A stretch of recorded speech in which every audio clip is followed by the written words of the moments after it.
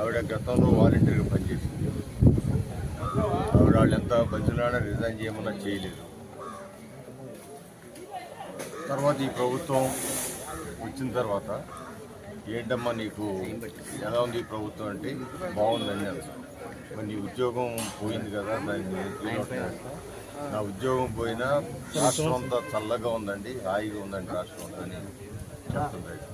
నేను అడిగాను పాపని, అమ్మ ఏదో నేను వచ్చానని మోక్షస్థితి కోసం ఇలా వీళ్ళందరూ ఏదో పార్టీ వాళ్ళని అని అనుకోమాకమ్మ, నీకు ఉన్న విషయం చెప్పండి, నిజంగా చెబుతున్నాను సార్, నాకు ఈ ప్రభుత్వం బాగుంది, అందరూ హాయిగా ఉన్నారు, చాలా సంతోషం.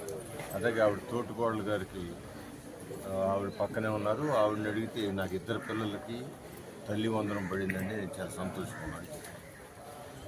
అంటే పథకాలు వచ్చి కొందరు సంతోషంగా ఉంటే, ప్రశాంతంగా ఉన్నాం, రోడ్డు మీద ప్రశాంతంగా వెళ్తున్నాం, ఎక్కడ కూడా గొడవలు లేవు, ఎవరి పని వాళ్ళు చేసుకుంటూ ఉన్నారు, ఎవరి వ్యాపారాలు వాళ్ళు చేసుకుంటూ ఉన్నారు, తిట్టుకోవటాలు లేవు అని చెప్తూ ఉన్నారు. సో అది చాలా సంతోషకరమైన, ఎందుకంటే వాళ్ళు ఈ డోర్ టు డోర్ కార్యక్రమం ఉద్దేశం కూడా అది. వాళ్ళు ఇళ్ళకి వెళ్ళి వాళ్ళు ఏం చెబుతున్నారో, వాళ్ళ మనోభావాలు ఏంటో, వాళ్ళు ఏమన్నా మన కార్యక్రమాలు ఏమైనా లోపాలు ఉన్నాయా, లేకపోతే వాళ్ళు ఆనందంగా ఉన్నారా అని అడగనే కార్యక్రమం.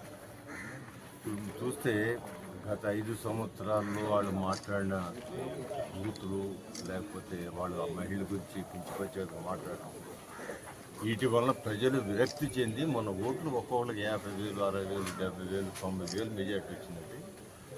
ప్రజలు విరక్తి చెంది జగన్మోహన్ రెడ్డి వాళ్ళ గ్రూప్ ఎవరు అధికారులు ఉండకూడదని చెప్పి వేసిన ఓట్ల వల్లే నాకు ఇక్కడ 50,000 వచ్చింది, నా పక్కన ఆయనకి 56,000, 57,000 వచ్చింది, ఇంకో పక్కన ఆయనకి 43,000 వచ్చింది. అంటే వీటిలో ఇన్ని వేల ఓట్లు మెజార్టీ మాకు 15 సరిపోయింది. ఎందుకంటే మాకు ఇప్పుడు కూడా అపోజిషన్ రూలింగ్లో 15-20 మధ్యలో వస్తుంది, ఆ మాత్రం అయితే సరిపోయింది. ఇవాళ జగన్మోహన్ రెడ్డి చేసిన పాపాలు, వాళ్ళ మనుషులు మాట్లాడిన తీరు, దానివల్లే ఇంత శిక్ష పొందారు.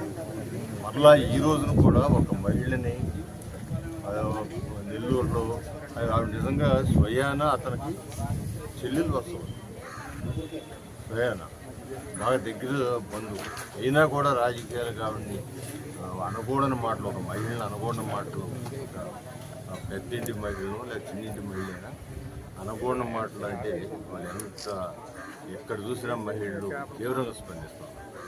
వాళ్ళ ఆధార్ కార్డు